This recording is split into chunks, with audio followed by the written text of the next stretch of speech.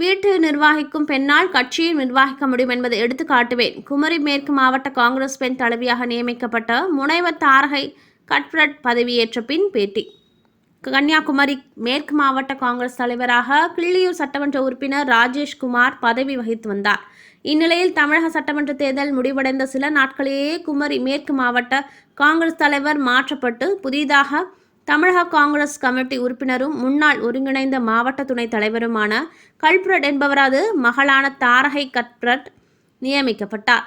அதைத் தொடர்ந்து குமரி மாவட்ட வந்த தாரகை கட்ப்ரட்டை காங்கிரஸ் நிர்வாகிகள் வரவேற்றனர்.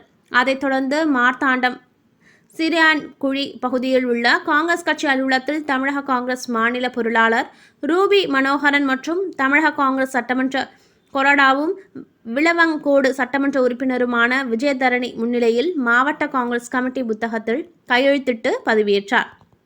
அதைத் தொடர்ந்து செய்தியாளர்களை சந்தித்த மேற்கு மாவட்ட காங்கிரஸ் கமிட்டி தலைவர் முனைவர் தாரகை கட்ப்ரட் கூறுகையில், மாவட்ட தலைவராக காங்கிரஸ் கட்சியில் அன்னை சோனியா காந்தியால் நியமிக்கப்பட்ட நான் மாவட்ட மக்களின் ஒத்துழைப்புடன் காங்கிரஸ் கட்சியை நிலைநிறுத்துவதாகவும், பெண் என்பதற்காக சோர்ந்து போக மாட்டேன். ஒரு பெண்ணால் வீட்டை நிர்வகிக்க முடியும் என்றால் ஒரு கட்சியையும் நிர்வகிக்க முடியும் என்பதற்கு எடுத்துக்காட்டாக நான் அமைவேன் என்றும், குமரி மேற்கு மாவட்ட காங்கிரஸை நம்பர் 1 மாற்றுவேன் என்றும், காங்கிரஸ் கட்சி தென்கோடி எல்லையாக குமரி மேற்கு மாவட்டத்திலிருந்து உயிர்த்தெழுந்து மேலே செல்லும் என்பதையும், பெண்களுக்கு முக்கியத்துவம் கொடுக்கும் வகையிலும் மத்திய அரசுக்கு எதிரான எந்த போராட்டத்தையும் பாகுபாடின்றி செய்வேன் என்றும் கூறினார்.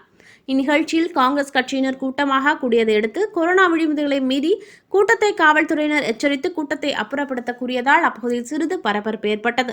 மேற்கு மாவட்ட தலைவராக காங்கிரஸ் கட்சியால் அன்னை சோனியா காந்தியின் ஆசியுடன் நியமிக்கப்பட்டிருக்கிற என்னை இந்த மக்கள் எங்களுடைய குமரி மாவட்ட காங்கிரஸ் கட்சியின் ஒத்துழைப்புடன் நான் கண்டிப்பாக காங்கிரஸ் கட்சியை நிலைநிறுத்துவேன். பெண் என்பதற்காக நான் சோர்ந்து போகவும் மாட்டேன். ஒரு பெண்ணால் வீட்டை நிர்வகிக்க முடியும் என்றால் ஒரு பெண்ணால் கண்டிப்பாக கட்சியை நிர்வகிக்க முடியும். அதற்கு எடுத்துக்காட்டு அன்னை சோனியா காந்தி அவர்களுடைய வழி வந்த நான் கண்டிப்பாக எங்களுடைய குமரி மேற்கு மாவட்ட காங்கிரஸை தமிழ்நாட்டில் நம்பர் 1 மாற்றுவேன். அது மட்டுமல்ல, குமரி இந்தியாவினுடைய கடைசி அற்றம் என்று சொல்வார்கள். கண்டிப்பாக இல்லை. எங்களுடைய குமரி மண்ணிலிருந்து நாங்கள் 6 எம்எல்ஏஸையும் ஒரு பாராளுமன்ற உறுப்பினரையும் நாங்கள் கொடுக்கும் என்றால் காங்கிரஸ் கட்சி இங்கிருந்து உயிர்த்தெழுந்து மேலே செல்லும் என்பதையும் அதற்கு ஆணியாகவும் அடித்தளமாகவும் நான் அமைவேன். இந்த தருணத்தில் கூற ஆசைப்படுகிறேன்.